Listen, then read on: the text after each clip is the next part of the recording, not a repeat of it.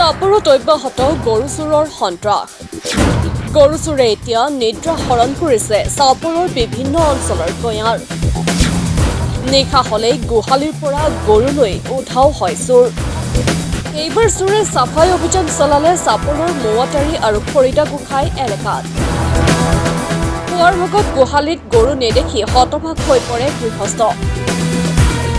লগে লগে গৃহস্থই বিচাৰিবলৈ আৰম্ভ কৰে আৰু ধুবুৰী বঙাইগাঁও জিলাৰ সীমান্তৱৰ্তী সুতিৰমুখ নামাপাৰাৰ আব্দুল মজিদ নামৰ ব্যক্তিজনৰ ঘৰত গোমাংস বিক্ৰী কৰাৰ কথা খবৰ পায়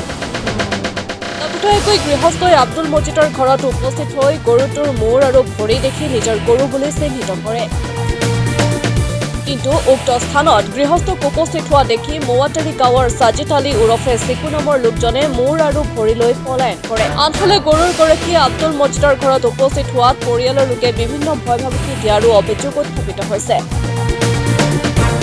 এই গৰু চুৰিৰ চক্ৰৰ সৈতে সাজিদ আলী উৰফে চিকু আৰু সালাম আলী জড়িত থকাৰ সন্দেহ প্ৰকাশ কৰিছে ভুক্তভোগীয়ে উক্ত ঘটনা সন্দৰ্ভত চাপৰ আৰক্ষী থানাত মৌৱাটাৰীৰ বাসিন্দা সাজিদ আলী উৰফে চিকু আৰু সালাম আলী আৰু সুতিৰমুখ নামপাৰাৰ আব্দুল মজিদৰ নামত এজাহাৰ দাখিল কৰে গৰুৰ গৰাকীয়ে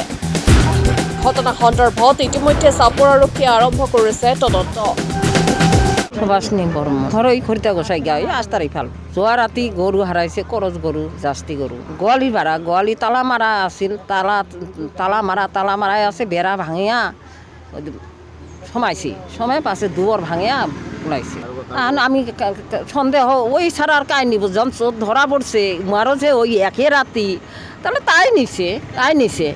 ওই যে একটা রাততে চোর হয়েছে ওই উমি নিছে আন কি অনুরাধ আমাক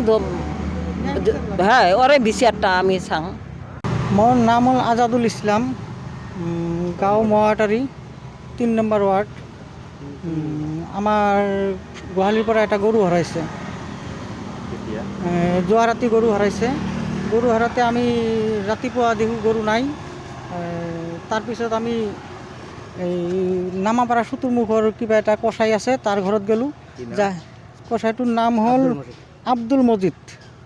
তাৰ দেউতাকৰ নাম হ'ল মনছেৰ আলী তাৰ ঘৰত যাই আমি গৰুৰ মাথাটো আৰু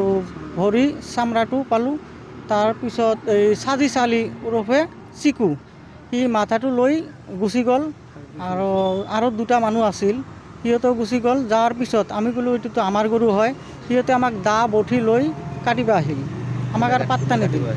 এই কি নাম আব্দুল মজিদৰ এটা ছোৱালী আছে সিহঁতে আৰু আব্দুল মজিদৰ কিবা ইলা হয় নাজানো আমি তাৰপিছত আমি আৰু কিছু নকলোঁ পিছত অচি ছাৰে গ'ল অচি ছাৰে যাই তদন্ত কৰি দেখিল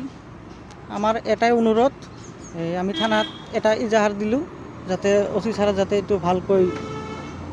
ৰিয়েকশ্যন লয় চাপৰৰ পৰা সুজল জামানৰ ৰিপৰ্ট মাই নিউজ এনি